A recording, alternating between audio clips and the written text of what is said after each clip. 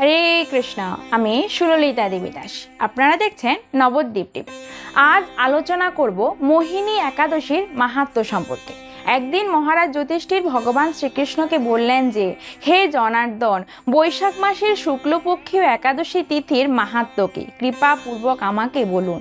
তখন ভগবান শ্রীকৃষ্ণ বললেন, হে রাজন, ত্রেতা যুগে ভগবান শ্রীরামচন্দ্র জনকনন্দিনী সীতা দেবীর বিরহে অত্যন্ত দুঃখ পাচ্ছিলেন। তখন তিনি ঋষি বশিষ্ঠকে জিজ্ঞাসা করলেন যে, হে ঋষি বশিষ্ঠ, কৃপাপূর্বক বলুন এমন একটি শ্রেষ্ঠ ব্রতের মাহাত্ম্য যা করলে জীবের সমস্ত পাপ বিনষ্ট হয়ে যায় এবং জীব মোহ জাল থেকে মুক্ত হতে পারে। তখন ঋষি বশিষ্ঠ বললেন, হে প্রভু, আপনার নাম গ্রহণ এবং স্মরণে জীবের সমস্ত পাপ দূরীভূত হয়, তবু আপনি লোক হিতার্থে এই শ্রেষ্ঠ ব্রতের কথা জানতে চেয়েছেন। তাই আমি আপনাকে বলছি যে বৈশাখ মাসের শুক্লপক্ষীয় একাদশী তিথি মোহিনী নামে প্রসিদ্ধ।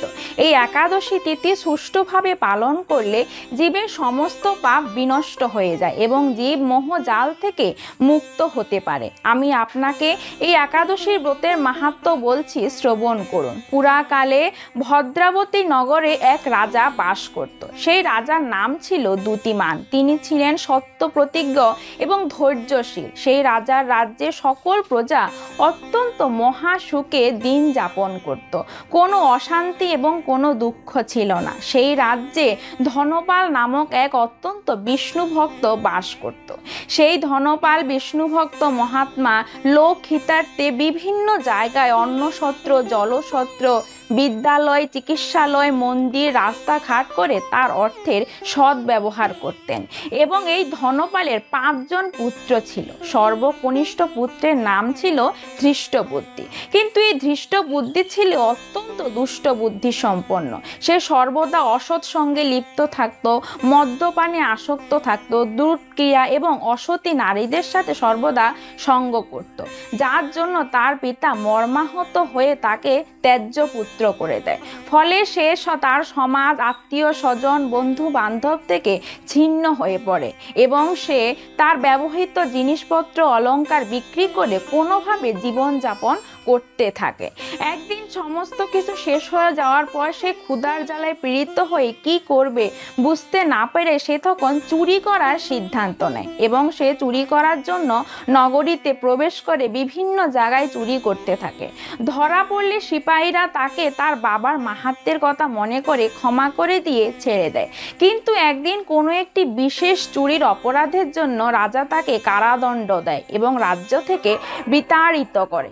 তখন সেই ধৃষ্টবুদ্ধি পুনরায় দণ্ডপ্রাপ্তির ভয়ে একটি গভীর অরণ্যে প্রবেশ করে এবং ক্ষুধার জ্বালায় পীড়িত হয়ে সে কাঁচা পশু পাখির মাংস ভক্ষণ করতে থাকে এবং একটি ব্যাধের ন্যায় সমস্ত জীবন তার তীর ধনুক নিয়ে চলবে বলে সে ঠিক করে। কিন্তু না জানি কোন পূর্বজন্মের স্বীকৃতির জন্য সে হঠাৎ কৌণ্ডিন্য মুনির আশ্রমে এসে উপস্থিত হয়।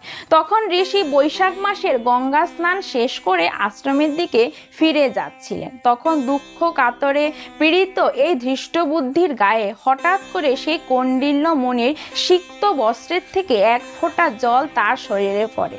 ফলে তার সমস্ত পাপ দূর হয়ে যায়। তখন সে কাতরভাবে মুনিকে বলতে থাকে, হে ব্রাহ্মণ, কৃপাপূর্বক আমাকে এমন একটি ব্রতের কথা বলুন যেটি পালন করলে এই দুরাচার অধম মুক্ত হতে পারে। তখন ঋষি বললেন, হে বৎস, তুমি যদি বৈশাখ মাসের শুক্লপক্ষীয় মোহিনী একাদশী ব্রত পালন করো তবে তোমার পূর্বজন্মেরও যদি কোনো পাপ থাকে সেটিও দূরীভূত হবে।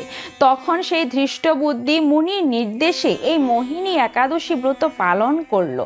ফলে তার সমস্ত পাপ নষ্ট হয়ে গেল এবং সে দিব্য দেহ ধারণ করে সে বৈকুণ্ঠ লোকে গমন করলো। ঋষি বশিষ্ঠ বললেন, হে প্রভু, যে ব্যক্তি এই একাদশী ব্রত পালন করে তার পূর্বজন্মের সঞ্চয়কৃত সমস্ত পাপ দূরীভূত হয়ে যায় এবং সে সংসারের মোহমায়া ত্যাগ করে ভগবান শ্রীকৃষ্ণের চরণে সমর্পণ করে।